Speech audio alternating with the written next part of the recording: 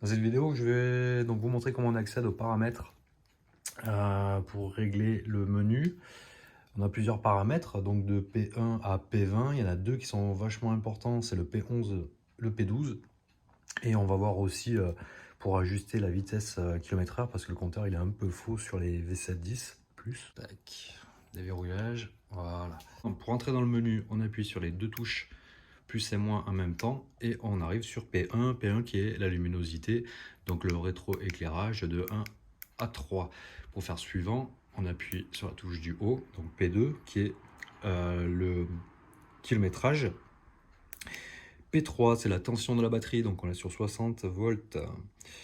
P4, donc ça c'est une fois que vous laissez en veille la trottinette, que vous êtes arrivé par exemple à la boulangerie, elle va s'éteindre au bout donc de 5 minutes si vous voulez le modifier. On suffit donc d'appuyer sur les touches plus, moins, vous voyez, pour augmenter ou diminuer le temps de veille. P5, on ne le touche pas là, il n'est pas activé.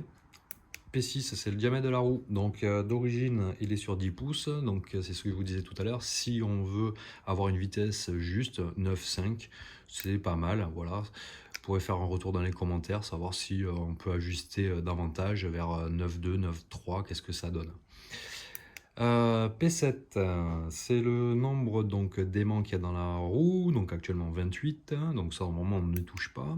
Le P8, qui est la limitation de la vitesse, donc là moi j'ai pas envie de monter à 80 km/h avec la trottinette, donc je l'ai mis à 65 qui correspond environ à 60 km/h, entre 50 et 60 km/h en fonction du poids.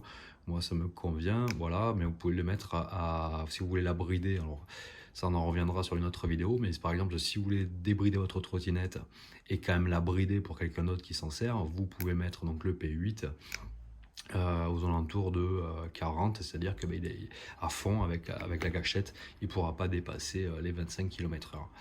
Voilà, donc moi je l'ai positionné sur 65, mais vous pouvez le mettre sur 100%, donc en le montant ici, pour avoir la vitesse maximale de 80 km/h. Ensuite, P9 qui correspond au start, c'est-à-dire est-ce qu'on appuie sur la gâchette ou est-ce qu'on pousse la trottinette pour la démarrer. Le P10, on ne touche pas. P11, donc ça c'est un paramètre important qui est lié au freinage EABS, c'est-à-dire que quand on freine, on a la roue avant et arrière, ça dépend si on a enclenché en fait le mode DDM, qui va permettre donc de freiner électriquement la roue. Donc le P11, ça c'est à voir, c'est à faire des tests. En général, on ne dépasse pas 1 à 2.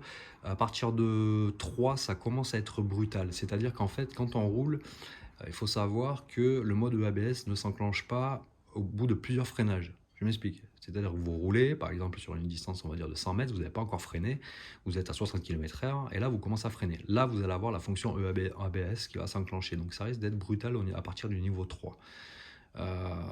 Par contre, supposons donc on fait toujours de 100 mètres, on va commencer à freiner au bout de 5 secondes, on va avoir le ABS. Et si je rappuie, je relâche le frein, je rappuie sur le frein, l'ABS ne s'enclenchera pas. En fait, il y a une sorte de timer, c'est-à-dire que le ABS il va servir une fois tous les X secondes. Mais je ne peux pas vous dire combien de temps. Voilà. Donc ça, c'est le réglage donc, du frein moteur. P12, donc ça c'est intéressant également, c'est la force de démarrage des roues motrices. Alors 3 c'est pas mal, on peut commencer quand la trottinette est neuve, si vous n'avez pas trop l'habitude, vous mettez 1, 2 et puis après vous monterez. Quand on enclenche ici le mode DDM, donc c'est-à-dire qu'on active les deux roues motrices, le fait déjà de mettre sur 3, ça tire bien pour une personne qui fait à peu près 80 kg. Et après, c'est vrai qu'on peut l'augmenter, on aura des démarrages beaucoup plus réactifs, beaucoup plus nerveux. Voilà, moi j'ai mis un compromis 3, mais c'est vrai que je commence à m'habituer, je passerai sûrement vers 4, 5, il y a 5 niveaux, quoi. Dans peu de temps, ça peut être agréable, et surtout dans les côtes, si vous avez beaucoup de côtes, vous pouvez passer directement à 4. Ensuite, le P13, on n'y touche pas. Le P14, on n'y touche pas. Le P15, c'est la coupure donc, du contrôleur, enfin de la batterie. C'est-à-dire que la batterie elle fait 67 volts chargée et petit à petit, donc, elle va diminuer. Comme là, on est à 66 volts, elle va diminuer. et elle va se couper donc à 49. Il faut savoir que quand on accélère, la tension elle diminue. C'est-à-dire que par exemple là j'avais 66 volts, si j'accélère à l'arrêt brutalement, on va avoir 66, 65, 64, 63 volts. Donc il faut faire attention quand on arrive en fait, par exemple vous avez fait 40-50 km et vous arrivez par exemple à 50 volts. Voilà, ok. Si vous êtes arrêté par exemple au feu que vous démarrez, que la tension arrive à 49, donc ça va faire 50, 49 et 48, paf, la trottinette va se couper. Vous ne pourrez plus réallumer la trottinette. Donc il est intéressant de surveiller à partir de 52 volts, de ne pas appuyer comme un malade pour éviter de dépasser ce seuil, parce que ce seuil vous laissera en rade sur le bord de la route. Et autre chose sur ce seuil, il ne faut pas descendre normalement sur les batteries. Moi j'ai mis à 49 parce que je viens de vous expliquer la raison, mais l'idéal, vous pouvez la mettre à 52 pour préserver l'autonomie de la batterie. Il faut savoir qu'une batterie, elle est chargée à 67 volts, et à 52 volts, il va rester 15% d'autonomie dans la batterie. Mais il ne faut jamais décharger les batteries, les accus à 18 850 au minimum. Voilà.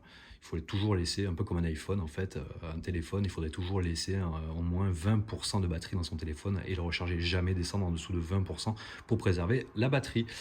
Voilà, cela dit, on continue, donc on est en P15, donc ça c'est fait. Le P16 qui correspond au kilométrage, c'est-à-dire si on veut remettre le compteur à 0.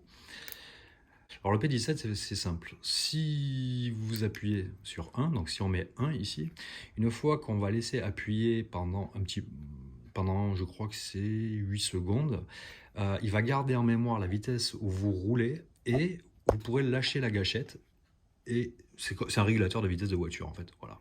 Il suffira de rappuyer sur la gâchette ou d'appuyer sur le frein pour le désactiver. Alors ça c'est voilà, c'est un coup à prendre, on aime ou on n'aime pas. Ça peut être utile sur les grandes distances. Sur les petites distances, bon, il vaut mieux laisser sur 0. Ensuite, le P18 qui correspond à la carte. Alors ça, bon, n'y touchez pas. Il vaut mieux pas y toucher, sauf si vous changez les cartes. Mais ça sera peut-être pour un autre tuto le jour où ça m'arrivera. Donc ça, c'est pour la carte NTSF, le P18.